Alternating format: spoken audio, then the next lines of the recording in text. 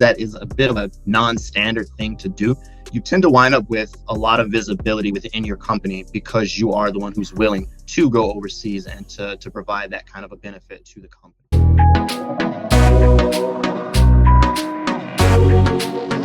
Singapore, that's pretty dope. Southeast Asia, correct? Yes. Got you, got you. All right, cool.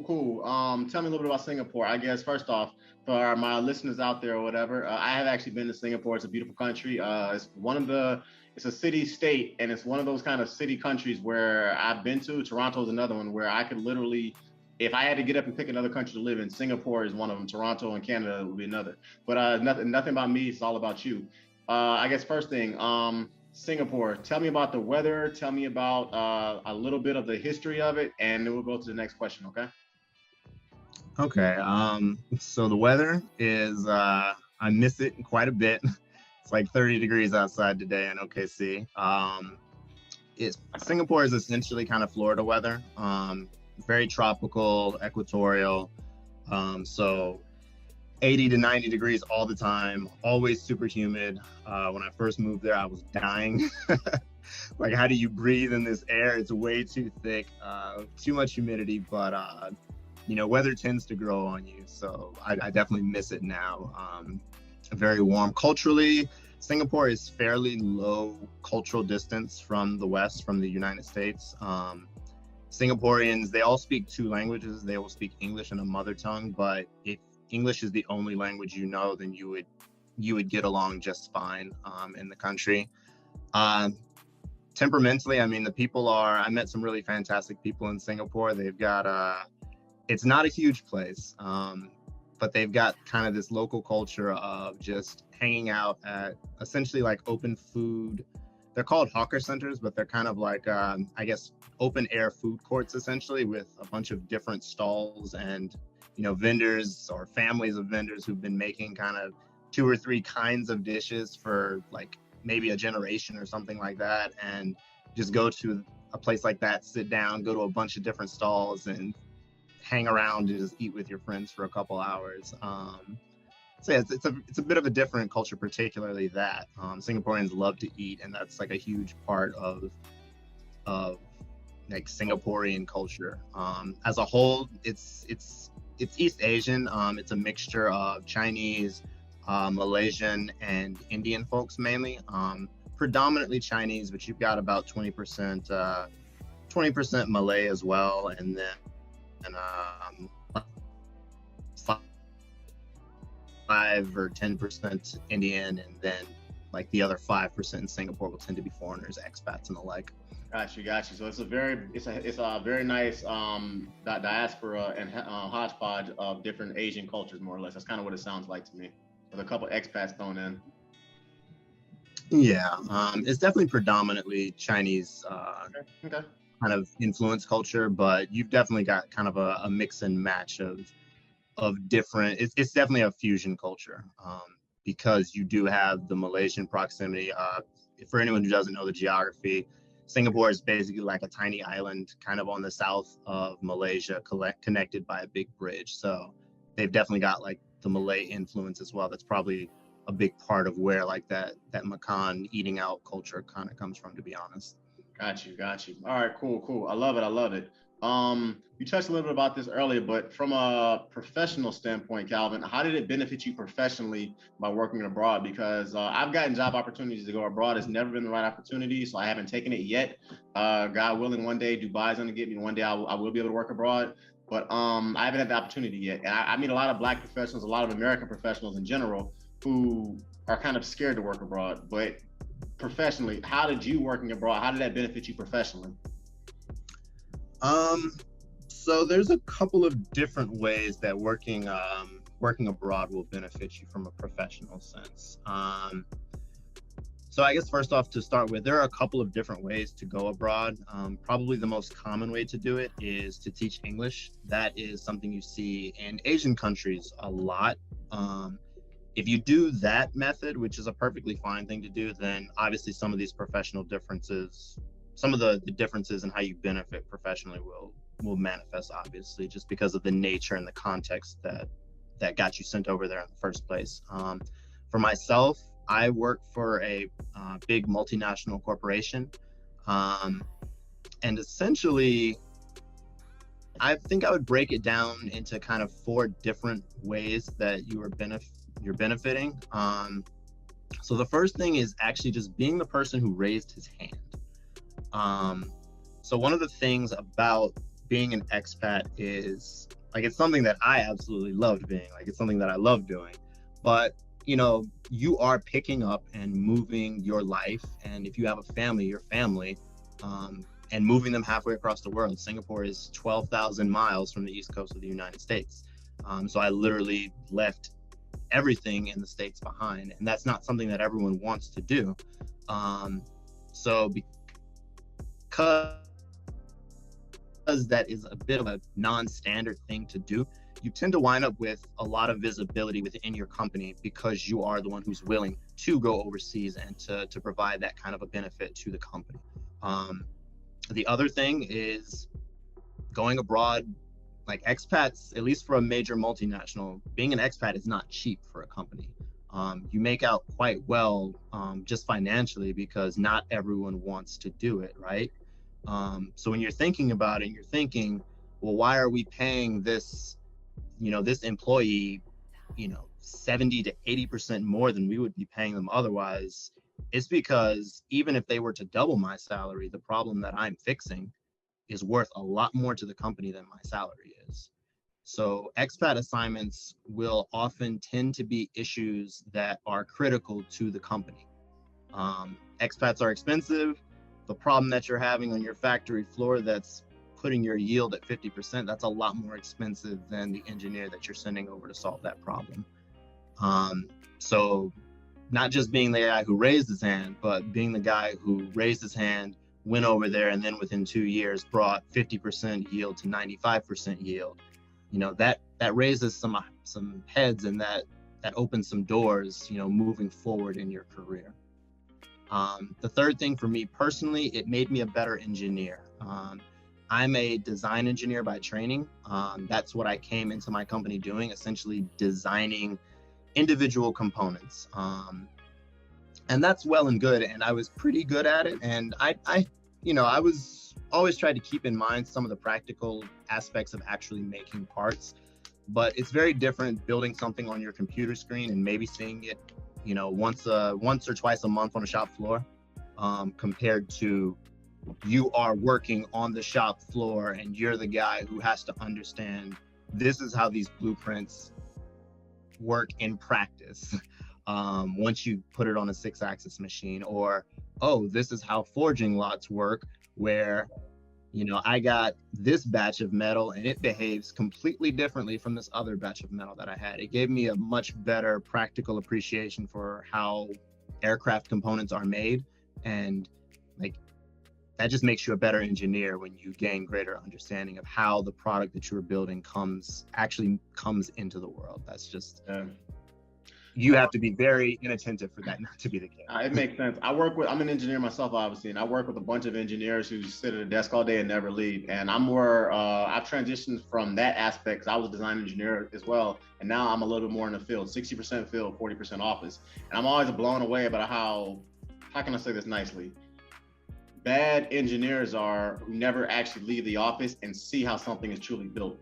Like, it's kind of like the field knowledge versus the book knowledge thing. When you actually physically see the blue collar dudes with the beards and the chewing tobacco possibly in some instances, or cursing all the time, it teaches you a different skill set as far as A, how to get people to work for you, but B, when you start physically seeing this stuff, as you said, you start physically seeing the rivets, physically seeing the bolts, physically seeing how the things go together, it makes you a much better engineer. So then when you go back into the office, basically it helps you. And that's just from a technical standpoint. I'm pretty sure your people skills as far as understanding how to get people to do what you want to do and how you get people to basically get the best out of them, that probably improved as well if you were closer to the factory floor. Oh yeah, absolutely.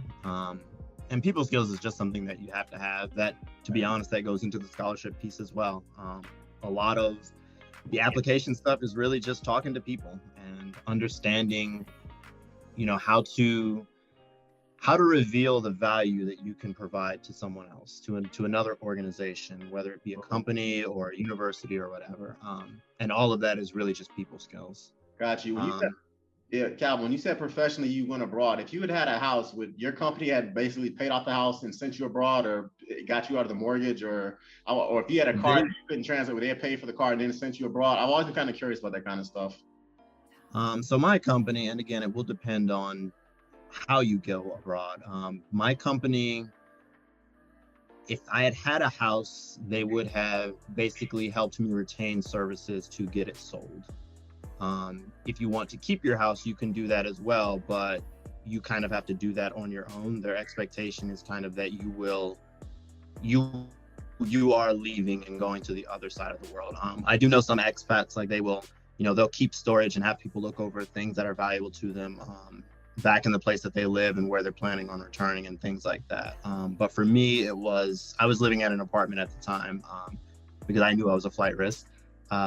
It was they paid for me to break my lease. If I'd had a home, though, it would have been basically help you sell your home before you move. Got you. And for my listeners, it's something I want all of you guys to realize. When you get opportunities to study abroad financially, I'm not going to ask Calvin what he makes or anything, but I'm assuming he was getting some kind of per diem, some kind of living abroad per diem or whatever for that, and they financially made it worth his while by going abroad. So that's the next thing I want to ask you, Calvin. From a financial perspective, how did it benefit you by working abroad? And once again, the name of this podcast is Financipation. I want to increase the number of our folks basically who are building generational wealth. So how did it benefit you financially by going abroad? You touched on it, but I want you to go into talk about a little bit more. Okay. So again, I will preface this by saying that, again, it depends on the context in which you go abroad. If you go, I want to teach English route, you will not be living in poverty or anything like that. You will be paid and be able to live pretty comfortably in whatever country you decide to live in. If you're going for Fortune 200, Fortune 100 company, it will be considerably more lucrative. For myself, it was essentially my company paid for my car while I was in Singapore, which is a significant expense in Singapore. A basic, your 2022, your 2016 Toyota Corolla in Singapore is probably like an 80 or 90,000 Sing dollar car. Because the country doesn't want a ton of people driving, just because it's not very big and they care about congestion and stuff like that. So cars are extremely expensive in Singapore. So my company paid for my car the entire 4 years that I was there. More importantly, they paid for my housing the entire 4 years that I was there. And that was on top of an assignment bonus, because again, not everyone wants to go abroad. And that's in addition as well to a goods and services bonus. And depending on the country you go to, they can also toss in things like hardship bonuses and stuff like that if you're going someplace that's not entirely safe. For myself, I don't need to put my life in danger to go abroad, so I'm good with just the other things. But yeah, going abroad was absolutely a very, very financially sound decision for me. I was essentially able to just save money the entire time that I was there. So you spent 4 years abroad, your rent was paid, they were paying for your car note, they were paying you your engineering salary, and they were paying, I guess, whatever else, the hardship pay or whatever, bonus pay, whatever it was while you were there for 4 years. That is correct. Yeah, see, people, this is why I say these are the kind of opportunities I want our people to know about. I want anybody listening to this podcast to know about, because I've had opportunities to study abroad, but it was in places like Qatar and Saudi Arabia and Afghanistan. And I can't tell you what clients I would have been working for, but let's just say I wasn't particularly filling those opportunities for a variety of reasons. So I didn't go. But the opportunities and the money they throw your way, more importantly, people, for these opportunities are insane. And that's why I talk about corporate America. There are a lot of issues with it, but if you do it the right way and you're like this gentleman right here, Calvin, and you take advantage of some of the opportunities, everybody in this company probably knows who this young man is. Everybody in this company probably says, okay, Calvin Phelps basically did such and such for 4 years, and he did a dang good job. And that's amazing. And now, Calvin, to the next thing I want to talk about, because to me, this is a lot more important than money and even your professional stuff. From a cultural perspective, how did it benefit you culturally by taking a challenging assignment and working abroad in Singapore? That to me is the most important thing. Okay. Before we leave, I actually did have one more professional thing that I think is important when we're talking about if we want our people to be able to kind of seize these kinds of opportunities. The most important thing that I can kind of say about working abroad is like most of life, it will not fall into your lap. It is something that you have to look for. My company does business in easily 15 to 20 countries. I would have never gotten the opportunity if I had not pulled my manager aside and said, hey, this is something that I'm interested in doing. So you do need to look for it, but that's also another skill that is good to have, is to know how to talk to your boss or your boss's boss about, hey, this is something that I want for my career. What are the steps that I need to take it, right? Because you might not be ready for that opportunity that you want. That's actually why I'm in Oklahoma City right now, is the next thing that I wanted to do. I wanted to stay abroad and do a bit of a bigger job, but I wasn't quite there yet. And that was a conversation that I had with directors at my company. This is something that I'm interested in doing. What are the skill sets that I need to build so that the next time this opportunity rolls around, I'm the person who gets the job? And that's a skill that you need to build as well professionally. It's honestly helpful just in life, but particularly, in a corporate sense, it is as well. Moving on to just the personal and cultural perspective, I think it does a couple of different things. Like I said, it will teach you to advocate for yourself, just so you can get that job that you want in the first place, so that you can reach that level or that place that you want to be. Another useful skill that I have quite a lot of, but most people tend not to, just because of the way different people grow up, is it teaches you how to uproot. And it teaches you how to build a new circle and a new place wherever it is that you land. And by all means, if you want to stay in one place and be close to the people that really matter to you, I think that that's admirable as well. I think that that's fantastic. If that's where your heart is, then by all means do that.